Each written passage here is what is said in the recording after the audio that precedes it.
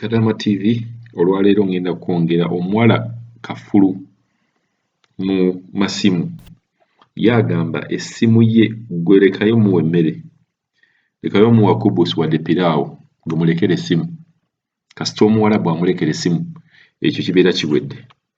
Omuwala ono bamuyita Mumbejja nga ayina amagezi mangi omuntu yenna oyagala kufuna wifi mu ngeri yaffe nga gye mutegedde y'Abakadaama Ssekadaama ng'ogirobozaako mpola mpola weekwate Mumbejja ye Mumbejja Kafulu mu bino ebintu.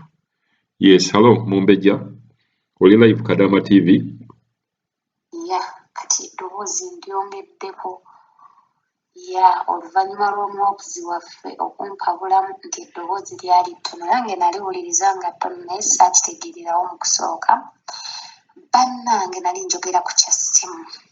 Essimu nze Mumbejja njagala nnyo.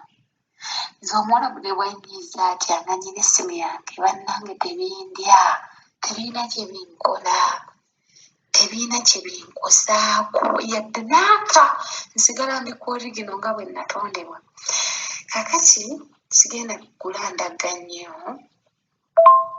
Ogenda ku Play Store owandiikemu ekigambo WhatsApp business oggyeyo ka app ako. Ka app ako bw'onaakafuna ne kajja bulungi nnyo ku ssimu yo, ogenda kufuna omuntu w'e Uganda yenna yenna gwe weesiga oba sisita wo oba baaba wo oba maama wo oba ani kasita aba ng'ayina layini mu ssimu oba ayinamu layini bbiri ng'eyo layini emu gy'ayina teri ku WhatsApp naye ng'eri mu ssimu ye ng'ate naye ali ku WhatsApp omugambe akuyambise ku nnamba eyo gy'ayina etali ku WhatsApp. Kati agenda kukusindikira ennamba eyo, bw'amala okgikusindikira ogiwandiikemu kwako ka app. Bw'onaamala okkawandiikamu kagenda kukusaba amannya go ogateekemu gonna gonna ayagala okweyambisa ng'era mumanyi bwe bagula WhatsApp kakusabe ekifaananyi okiteekeyo. Bw'onaamala okiteekayo kagenda kweggula ka app oba ng'olina app bbiri mu ssimu. Kakati bw'obanga app gy'obadde olina enkadde bakama bo kwe bayita kwe mwogerezeganyiza nga bakusumbuwa babeera bakugamba obeera nnyo ku ssimu bannange obeera ku ssimu buli kande tugenda okukebera oli online ng'okola bw'oti. Nze bwe nakola kuba nnyina WhatsApp zange bbiri mu ssimu. Kati ka app aka WhatsApp message ka bakama bange, ka app aka WhatsApp business kange n'abantu bange bonna. Nze naddira abali ku kali ka app ka WhatsApp message bonna ne mbabulookinga ne ndekako bba wange ne famire y'abakama bange. Buli anjagala nga wa famire ya mukama wange bw'asindikako obubaka nga ndyoka mpagendako, bw'aba tannasindikako obubaka agannya bwe sikabikkula kuba bw'okabikkulira kalaga nti wabaddeko ki online. Jjukira bw'okavaako n'ogenda ku kano aka WhatsApp business tekalaga nti wabadde online ku WhatsApp message. Kuba jjukira eno layini oba togiyinaamu mu ssimu ya WhatsApp message. Kakati kyembadde neerabidde bw'omala okuwandiikamu eyo ennamba bw'oti egenda kukusaba koodi. Koodi egenda kuba egenze eri e Uganda. Kuba egenze e Uganda kw'oli wasabye ennamba kiba kirungi nnyo n'ogiwandiikamu ng'ali online kubanga mwaka akaseera egenda kubala ekusabe koodi amangu ago egenda gisindika ku ssimu y'oli oli bw'aba ku WhatsApp agikutayipingira agikusindikire koodi ziba 4 oba 6.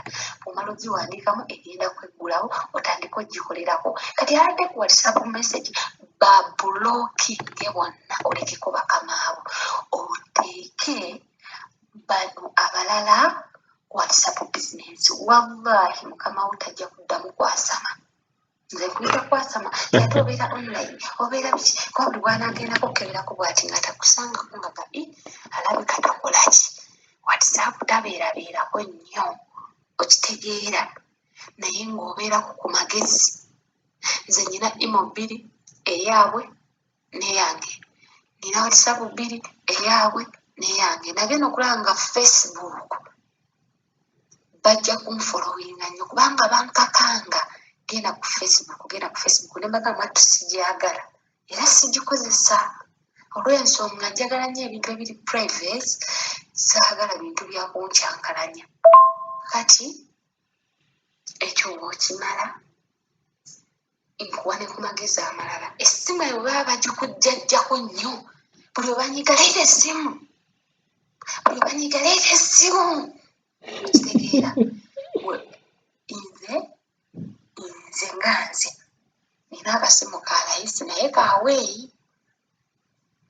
kakati nagenda mu setting nensangayo akagambo log up mu setting nenkatayipingamu nenkalaba nengenda nga buli app gye nnyinako ekyama ngiteekako password WhatsApp yange eya business eriko password yayo nkugambye buli app gye nnyinako ng'erimu ebyama byange eriko looko kungulu kw'essimu kuliko looko ku app kuliko looko kuliko zipassword ez'enjawulo kati essimu by mistake ne baginjijjako ebadibirira ate nze ne bansalako obulago sijjamu password essimu yange it's my privacy simu yange mobile phone simu ya mu ngalo yange tebayinza kunkaka nze simu yange nkitwala ng'ekintu ekinene mu bulamu bwange wabakyala ne bwe sirya mmere ne bampa essimu ndikodingeko ne mbabuulirako ku bizibu byange mpulira nga nkwata agazibu gange ne ngabatikka nze ne mbeera eno nga ndi fresh mbeera fresh kubanga maanyina gwenjisa yalinze nako ennaku yange naye buli bw'obeeraawo gwe nokkiriza essimu ne bagikuwa mu wiiki olunaku lumu ku contract bakyala bannange essimu bagitukkiriza banne mubeere n'essimu zammwe ate bosi wobulanga mukalubu okubeera naye emisana kweka essimu bwobanga osobola okubeera naye wano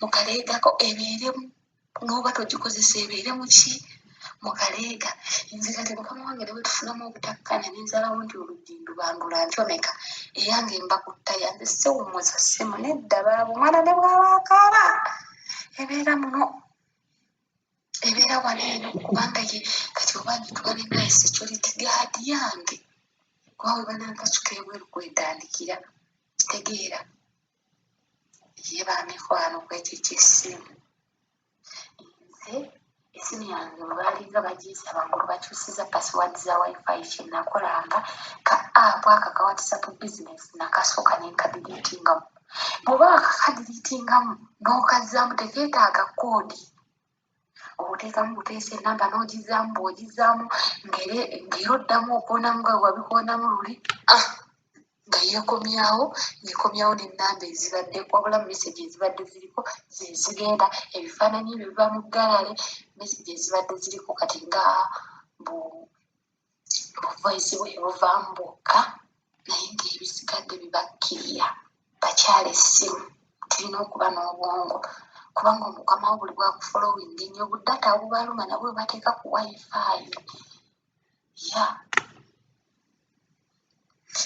mweraba assalamu alaikum warahmatullahi wabarakaatu nze essimu yange yoyo kafulu mu ssimu tugenda kuba tumuzza atubuulire engeri y'ate gye yakyankalamu wifi